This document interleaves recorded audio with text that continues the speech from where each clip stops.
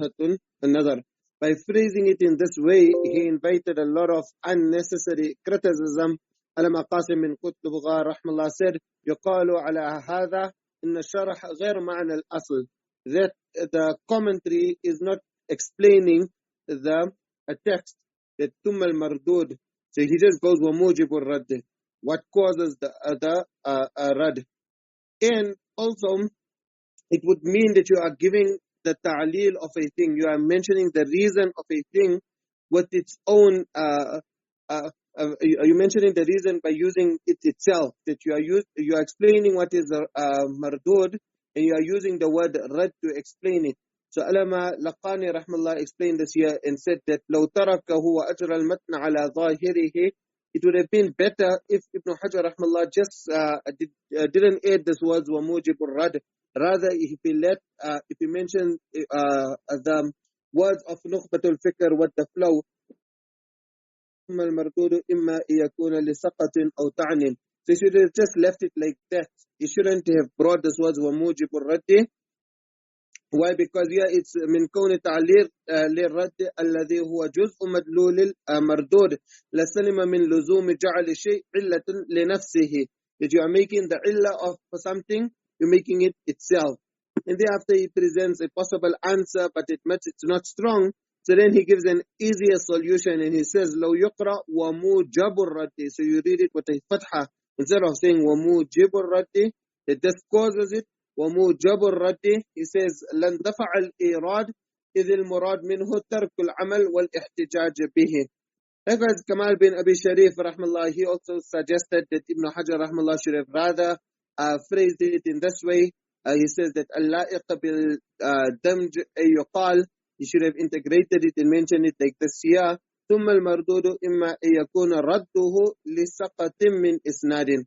Because here also when he says لسقط, then it is from نخبة الفكر. So that is why he's saying that you should have rather used the words like this with slight changing in the words. ثم المردود إما يكون لسقط من إسناد أي حذف لبعض رجال الإسناد. That is how he say it should have been phrased. But the point is that these narrations are not practiced upon, and that is what Mullah al-Qari rahmallah says مقتضاه وهو حرمة العمل به أي المردود. That it is that you don't practice upon it.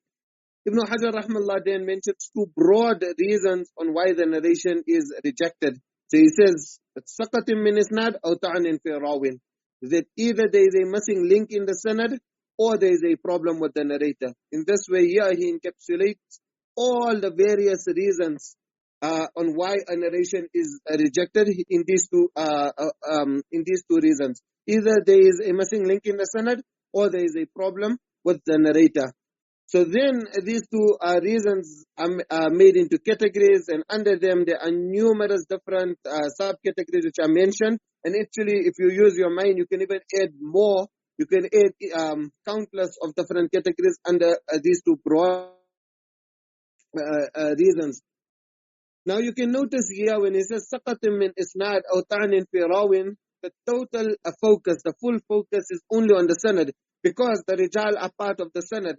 So he's not mentioning anything with regards to the matn. Although the weakness generally, majority of the time, it does come about because of these two reasons. Because there is a missing link or because there is a problem of with the narrator. But still, this here is not all encompassing. Why? Because there are times when, if we study the text, we will be able to determine that there is a problem with the narration. Many times you will find that because of inspecting the text, that is actually revealing that the narration is weak. So the sanad itself could be authentic. Maybe even the narrator is a hafiz. And we've done examples of this previously here and also in Muqaddimah ibn Salah.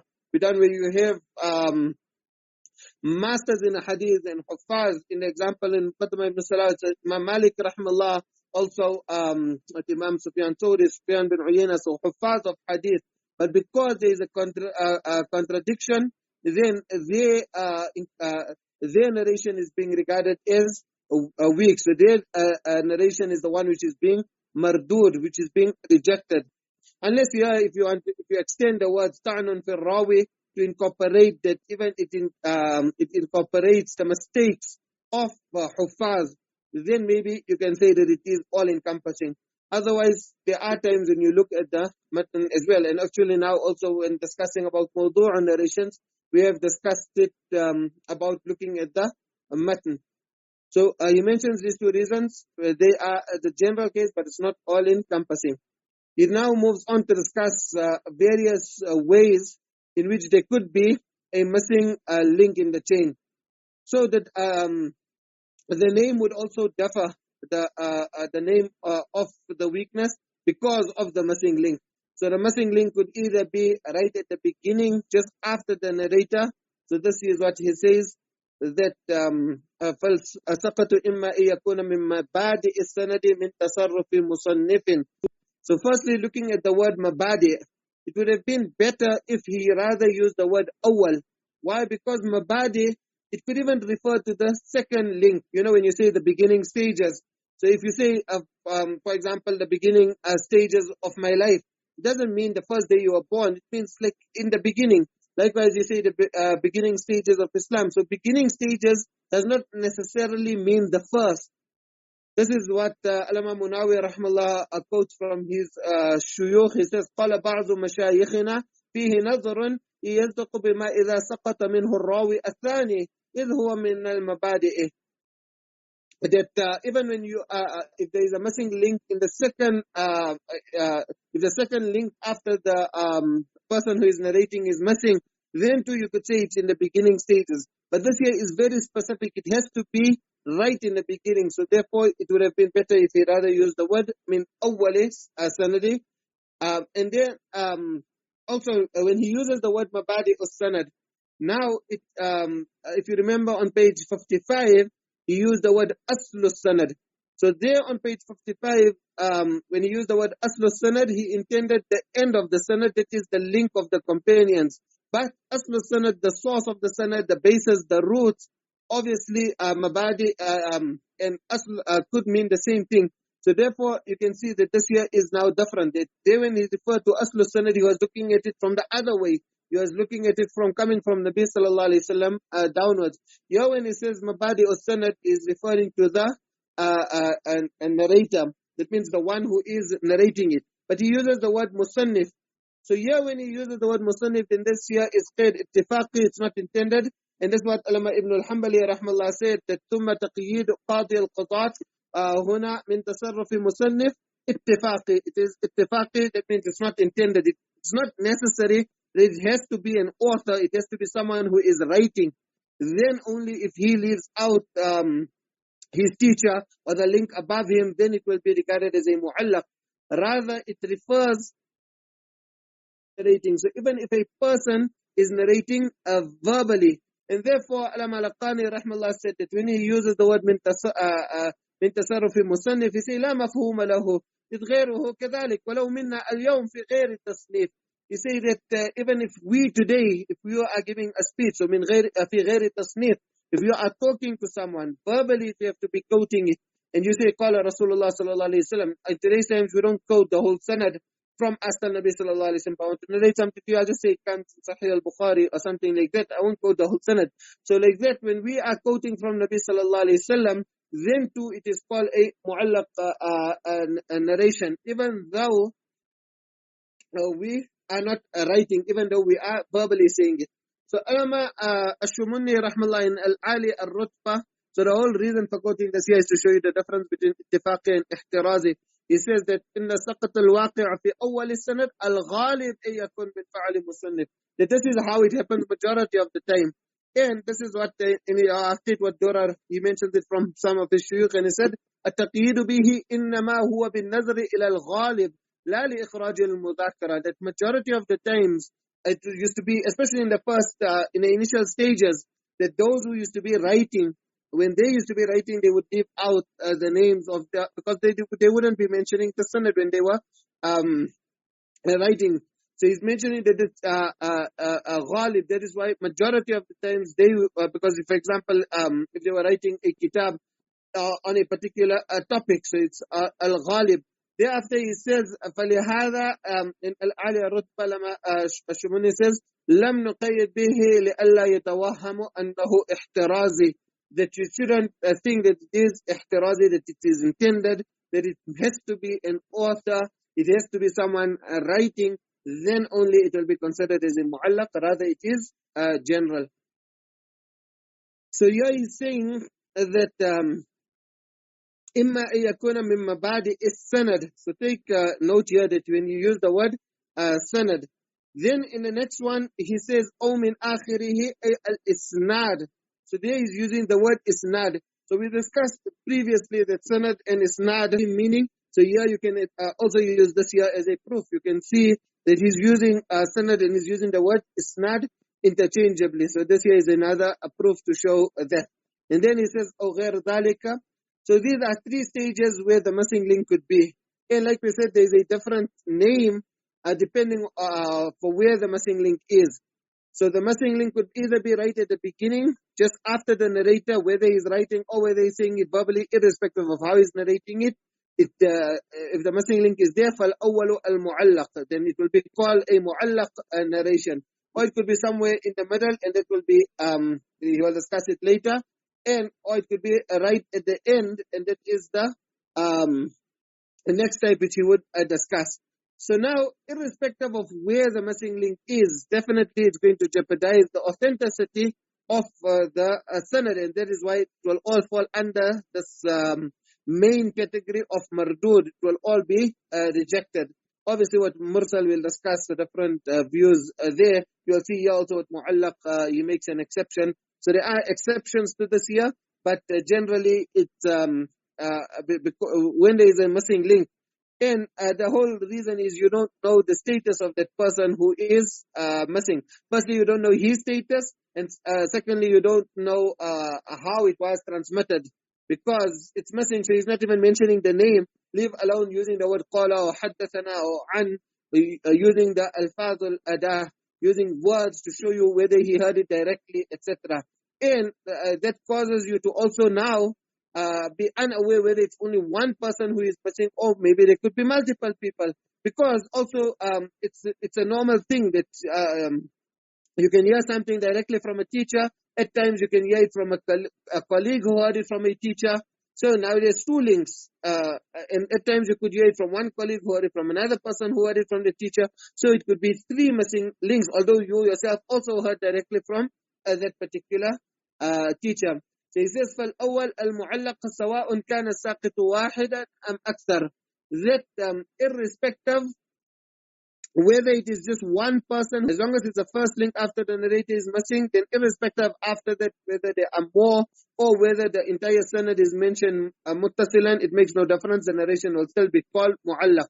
So firstly, to look at the literal meaning of this word mu'allaq, it's the ism maf'ul of ta'liq. It comes from bab taf'il. Linguistically, ta'liq means to suspend. فالمعلق لغة اسم مفعول من التعليق. نقول علق الشيء بالشيء ومنه وعليه, that it means to suspend one thing with another thing, or to tie one thing with another thing. So this is the meaning لغة. So here you can see that the person is leaving he's leaving the chain suspended, he's leaving it hanging. And from Nabi sallallahu alaihi wasallam, if you try to perceive it, that you have a rope which is hanging from the ceiling, and then it just left hanging mid-air. So that is how the sanad is, that it's hanging, it comes from Nabi sallallahu alaihi wasallam, and then it's just left hanging in the middle because of the missing link. So therefore it is called mu'allaq. So he says that it could be either just the one person above him, or it could be the entire. So if the entire sanad, it could be more than one. He actually takes this here directly from Ulumul Ḥadīth of Ibn Salah. Allama Ibn Salah rahmallah mentioned in his Muqaddamah, we done it on page 69. ثم إن لفظ التعليق وجدته مستعملا. So you can see he mentioned it after his study and looking at how previous scholars used the term. وجدته مستعملا فيما حذف من مبدأ إسناده واحد فأكثر حتى إن بعضهم استعمله في حذف كل الإسناد. And Ibn Hajar will mention that later. So the main thing is that the missing link must be after the one who is narrating it. It has to be the person who conveyed it to the narrator, he is missing. After that, whether it continues with missing links or whether the narrators are mentioned makes no difference. Allah mentioned this here on page 70. وَلَمْ أَجِدْ لَفْظَ التَّعْلِيقِ مُسْتَعْمَلًا فِيمَا سَقَطَ فِيهِ بَعْضُ رِجَالِ الْإِسْنَادِ مِنْ وَسْطِهِ أَوْ مِنْ آخِرِهِ. You know the word wasf, إِذَا تَحَرَّكَ تَسَكَّنَ وَإِذَا تَسَكَّنَ تَحَرَّكَ. If you put a saking, so something like that, it goes as a saying like that. Irrespective of where it is in the Senate, irrespective of whether it is immediately, as long as it's somewhere in the middle, it would be regarded as a mu'allaq narration.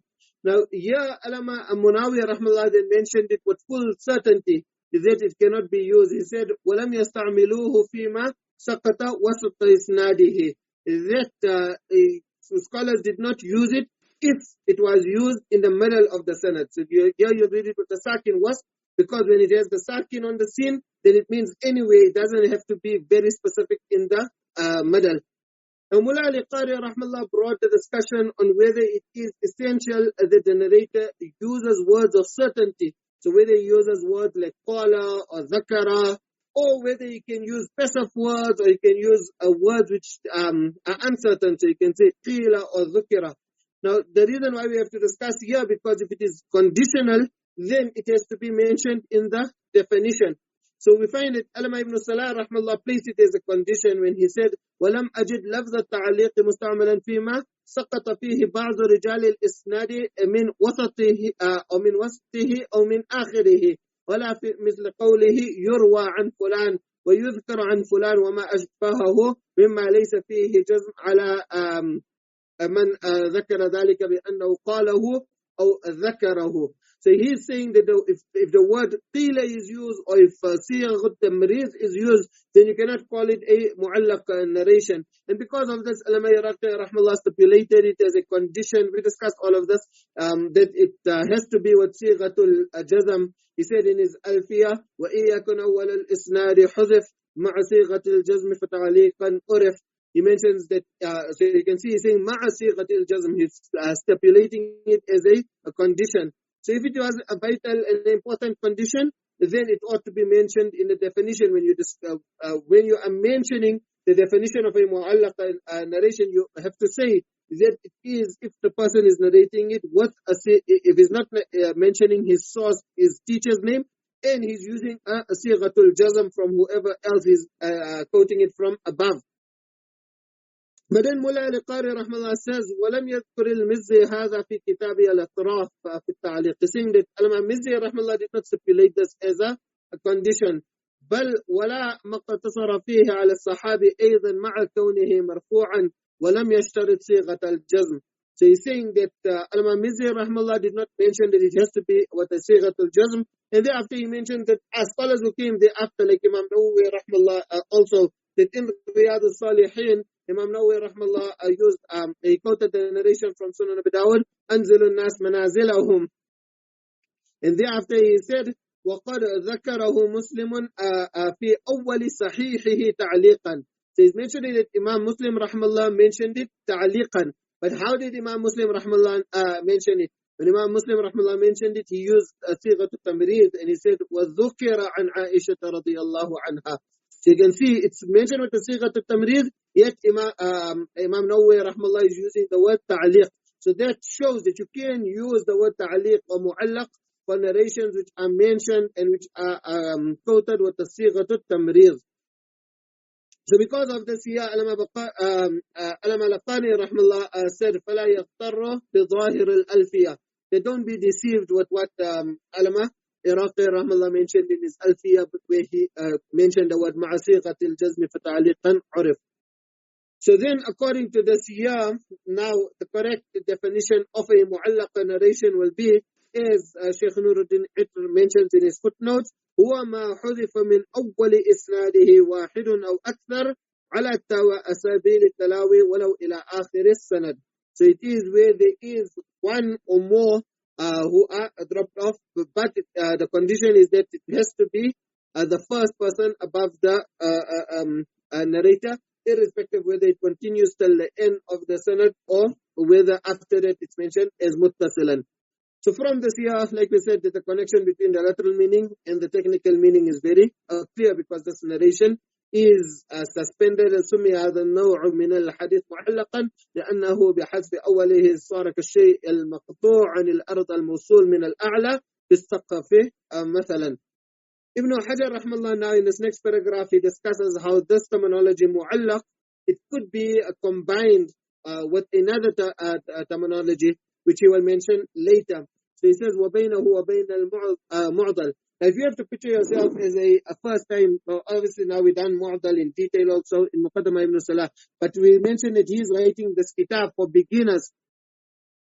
So if a person is a beginner, if they didn't do any other kitab, then we know Ibn Hajar rahimahullah spoke about the tartib, about the order and the presentation of others. So here we can see that his own presentation is in his own order is not the best of orders, because he could have mentioned this exact same point which he wanted to mention. He could have mentioned it after he explained mu'dal later on. So he didn't have to bring it here when a person doesn't even know what's mu'dal. Rather, here he would have continued with mu'allaq and then discuss all of this after he explains mu'dal. But nevertheless, he discusses this, and therefore he gives a very brief definition also of a mu'dal. So a mu'dal is where there are two consecutive links. So that means two links together which are missing. He explains it that فَمِنْ حَيْثُ تَعْرِيفُ الْمُعْضَلِ بِأَنَّهُ سَقَطَ مِنْهُ اثْنَانِ فَصَاعِدًا يَجْتَمِعُ مَعَ بَعْضِ سُوَرِ الْمُعَلَّقِ.